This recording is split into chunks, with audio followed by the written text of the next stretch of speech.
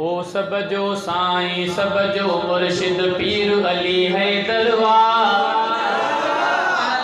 सब जो साईं सब जो मुर्शिद पीर अली हैदरवार।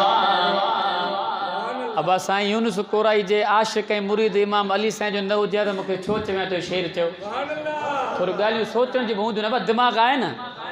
मां तो सम्झां त साईं यूनुस कोराई जहिड़ो सचो पको आशिक़ आहे कोन जो अली साईं खे यादि कयो त अली साईं जो शेर ॿुधा चओ सुभान अल्लाह।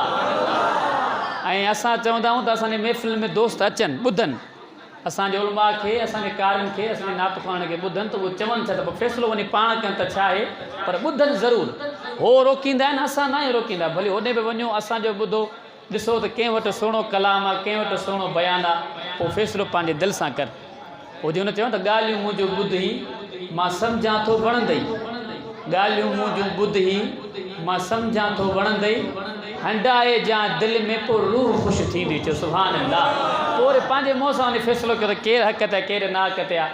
मां हींअर बाबूज़ू अल्लाह जी ज़ात जो कसम आहे जेसि ताईं मां हमदनात ऐं रोज़े जी ॻाल्हि शाने साहिब जी ॻाल्हि ऐं उनखां पोइ जेसि ताईं मां अहल बे जी ॻाल्हि न कयां त मां पंहिंजी महफ़िल खे पूरो बि न कंदो चयो सुभान अल्लाह।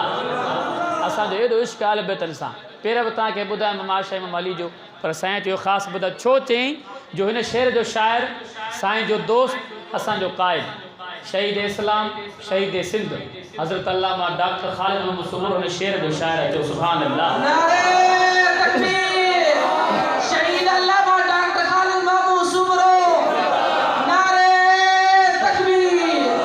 तॾहिं त अल्लाह रब्बुल इज़्ज़त हुनखे शहादत मीर उमर वारी ऐं मीर हुसैन वारी अल्लाह जे घर में सज जी हालत में अल्लाह सां हुनखे शहादत ॾिनी।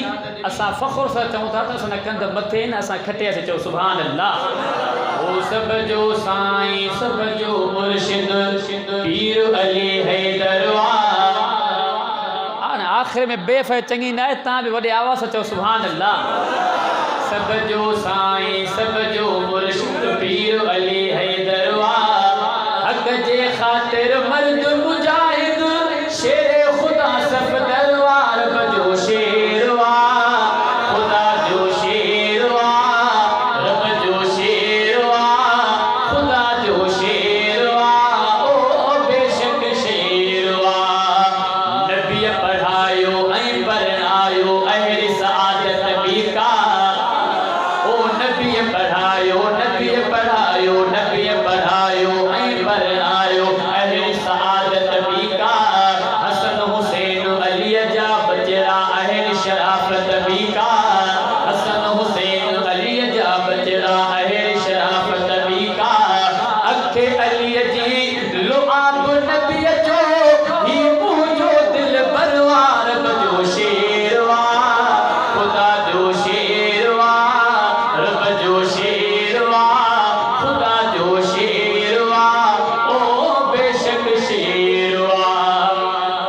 सब खां अव्वल सिदर सिदीअ में कलमे जो इक़रारी दीन बरन जे प्यार जो मर्कज़ इनकार कान्हे ऊद जो हीरो बदर जो साथी फातिह खैबर वार बजो शेरवा खुदा जो शेरवा रब जो शेरवा खुदा जो शेरवा ओ बेशक शेरवा। ख़ालिद जी पेशानी मां नूर टिमे थो हक़ जो फतेह मक्का बुत बने थो नारो हणे थो हिक जो सूमर जी पेशानी मां नूर टिमे थो हक़ जो फतेह मक्का बुत बने थो नारो हणे थो हिक जो कूफे जी मस्जिद जे अंदर सिर घोयो सरवर आर बजो शेरवा खुदा जो शेरवा रब जो शेरवा खुदा जो शेरवा